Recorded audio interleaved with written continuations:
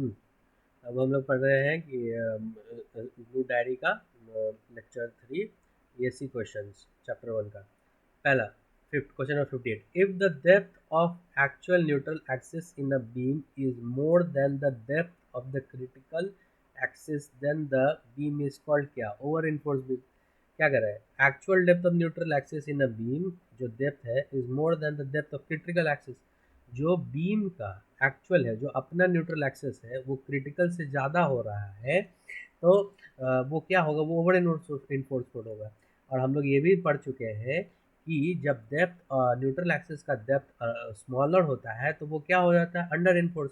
और under enforce होने के कारण, तो अंडर इन्फोर्स होने के कारण उसमें फ्लेक्सिबल स्ट्रेंथ, डक्टिलिटी स्ट्रेंथ बढ़ जाती है। फ्लेक्सर स्ट्रेंथ, डक्टिलिटी स्ट्रेंथ बढ़ जाती है। और ये हम लोग एक केस क्या कम में देखे थे कि जब हम लोग कंप्रेशन रिइंफोर्समेंट बढ़ाते हैं तो मेरा न्यूट्रल एक्सिस भी शिफ्ट अपवर्ड कर जाता है, यानी शिफ्ट अपवर्ड हो जाता है, यानी अंडर इन्फोर्स बन जाता है। A reinforced concrete cantilever porch has thickness T. The main reinforcement steel will be placed कहाँ पे? Close to the top surface. ये क्या क्वेश्चन है? एक reinforced concrete cantilever porch है, एक पोर्च है जो कि कैंटिलीवर है, ठीक है, उसका थिकनेस भी टी है। तो मेन इन्फोर्समेंट हम लोग कहाँ प्रोवाइड करेंगे? टॉप पे। सही बात है, कैंटिलीवर में हम लोग मेन इन्फोर्समेंट कहाँ प्रोवाइड करते हैं? टॉप पे प्रोवाइड करते हैं। तो कैंटिलीवर केसेस में हम लोग टॉप इन्फोर्समेंट कहाँ प्रोवाइड करते हैं? टॉप पे प्रोवाइड करते हैं। Next, the minimum strain at failure in the tensile reinforcement FY 400 MPa of RCC beam as per limit state method क्या होगा?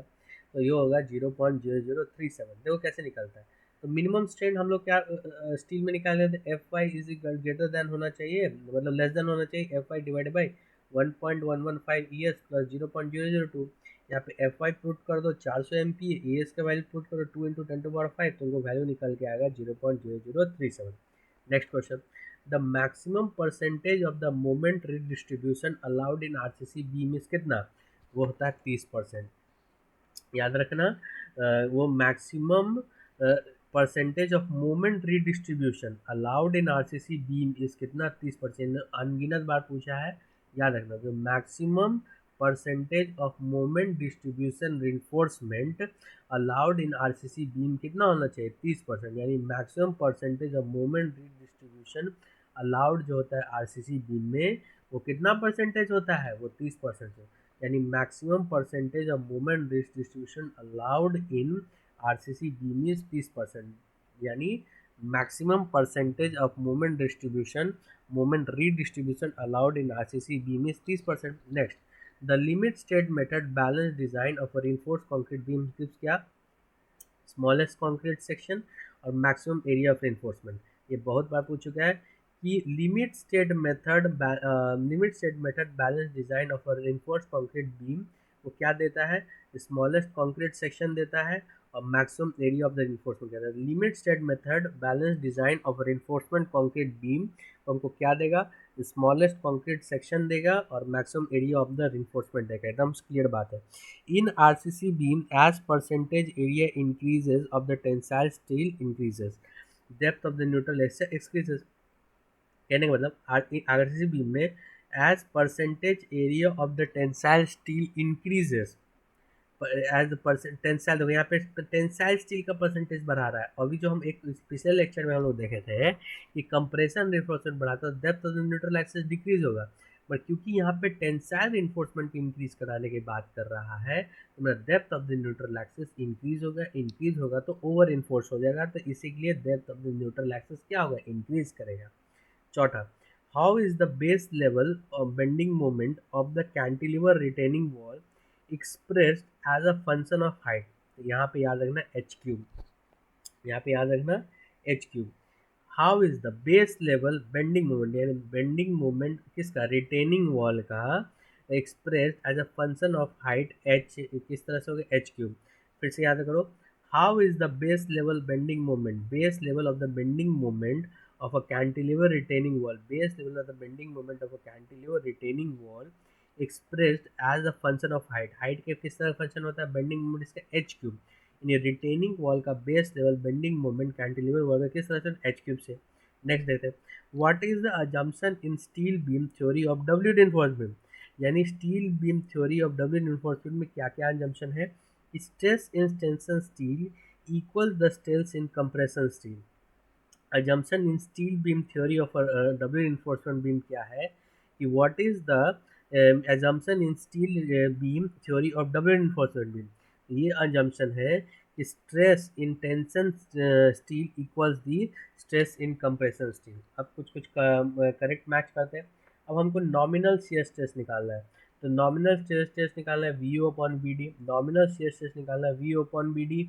मॉडुलस ऑफ रप्चर निकाला 0.7 अंडर रूट एफ सी के, मॉडुलस ऑफ रप्चर निकाला 0.7 under root F C के, modulus of concrete निकाला 5000 under root F C के। Development length हो जाएगा sigma F S divided by 4 tau B D, 0.87 F Y divided by 4 tau B D as sigma F S by 4। यानी बस हमको यहाँ पे एक चीज़ याद रखना था कि नॉमिनल शियर स्ट्रेस हमको निकालना है तो V U upon B D, nominal shear stress हमको निकालना है तो V U upon B D, nominal shear stress निकालना है तो हमको V U upon B D. Next बात है, what shall be the maximum area of reinforcement in compression में 4%, बी टेंशन में भी 4%, और दोनों को बोले तो 8%। In singly reinforced concrete beam section maximum compressive stress in concrete and tensile stress in steel reach their permissible stress simultaneously, the section is called balance section। सही बात है, एक singly reinforced concrete beam section maximum compressive stress in concrete and tensile stress in steel beam reach up करते हैं अपने पर्सिबल stress simultaneously, तो उस तरह के सेक्शन को क्या कहते हैं, बैलेंस सेक्शन कहते हैं। Next, the correct sequence of ascending order, यानी बढ़ते हुए क्रम में, यानी सबसे कम नीचे और सबसे ज़्यादा ऊपर, order of the span bridge, इसमें स्पैन ब्रिज बताना है फॉर गिवन ब्रिजेस। किसी ब्रिज में सबसे इनकी असेंडिंग क्या होगा, उसका स्पैन रेंज। तो सबसे बड़ा होता है सस्पेंशन ब्रिज, सस्पेंशन ब्रिज सबसे बड़ा, उससे कम डबल कैंटिलीवर ब्रिज, उससे कम ट्रस ब्रिज, और सबसे आखिरी में आर्च ब्रिज। आर्च ब्रिज एकदम छोटा सा पुलिया होता है, फिर उससे बड़ा हो गया ट्रस ब्रिज, ट्रस ब्रिज को ले सकते हैं, फिर उसके बड़ा हो गया double cantilever bridge, double cantilever bridge, और सबसे आखिरी में सस्पेंशन ब्रिज, सबसे आखिरी में सस्पेंशन ब्रिज। तो correct sequence in ascending order of the span and generally adopted, सबसे बड़ा हो गया हमको कौन सा, सस्पेंशन ब्रिज, उस पर डबल कैंटिलीवर ब्रिज, फिर ट्रस ब्रिज और आर्च ब्रिज। आर्च ब्रिज का अगर स्पैन रेंज यहाँ पे देखो, यहाँ पे स्पैन रेंज दिया हुआ है, उससे याद रखने में मदद आएगा। सबसे बड़ा होता है अगर देखा जाए सबसे बड़ा तो गर्डर ब्रिज होता है, सबसे बड़ा कौन होता है, गर्डर ब्रिज होता है, नहीं सॉरी गर्डर ब्रिज नहीं होता, एक चीज़ ध्यान रखते हैं फिर क्लियर करते हैं। आर्च ब्रिज, आर्च ब्रिज का रेंज होता है 200 से लेकर 500 मीटर, यानी आधे किलोमीटर तक का पुल बनाना है तो आर्च ब्रिज हम लोग इस्तेमाल कर सकते हैं। ट्रस ब्रिज बनाना है तो 40 से 375 मीटर के ब्रिज तक जा सकते हैं। कैंटिलीवर ब्रिज बनाना है तो हम लोग 320 से लेकर 550 मीटर तक जा सकते हैं। केबल स्टेज पर रहता है 800 मीटर से भी ज़्यादा, सबसे ज़्यादा केबल स्टेज ब्रिज रहता है 800 मीटर से भी ज़्यादा दे सकते हैं। और गर्डर ब्रिज के लिए simply supported span less than 50 metre, और कंटिन्यूस स्पैन के लिए 260 मीटर। देखो गर्डर में दो तरह का केस आता है, सिंपली सपोर्टेड जहाँ पे स्पैन लेस देन 50 मीटर, और कंटिन्यूस स्पैन जहाँ पे 260 मीटर। ठीक है, तो correct sequence in ascending order of the bridge जो ऑप्शन में दिया था, सबसे ज़्यादा सस्पेंशन ब्रिज, डबल कैंटिलीवर, फिर ट्रस, फिर अब हम लोग आते हैं लास्ट में आर्च। आर्च हम लोग कितना हम देते हैं, आर्च भी 200 से 500 मीटर तक दे देते हैं, ट्रस 40 से लेके 375 मीटर तक भी दे सकते हैं। यानी आर्च ब्रिज और ट्रस ब्रिज का लगभग लगभग कहा जाता है कि सेम है, मगर ट्रस ब्रिज को थोड़ा बड़ा माना जा सकता है। तो ट्रस ब्रिज क्योंकि इसका लिमिट 375 तक हो रही है, तो 200 से स्टार्ट ही होता है। और ट्रस ब्रिज में आर्च ब्रिज 40 से 375 पता नहीं, मगर ये ट्रस ब्रिज पहले आएगा आर्च ब्रिज से। ट्रस ब्रिज का 40 से 375, कैंटिलीवर का हो जाएगा 320 से 550 मीटर, केबल स्टेट के लिए होता है 800 मीटर, और गर्डर ब्रिज के लिए होता है सिंपली सपोर्टेड के लिए होता है तो 50 मीटर से कम, कंटिन्यूस है तो 260 मीटर। यानी सिंपली सपोर्टेड गर्डर ब्रिज होता है तो 50 मीटर से कम के स्पैन के लिए लिया जाता है, और कंटिन्यूस बीम के लिए 260 मीटर के स्पैन तक हम लोग जा सकते हैं।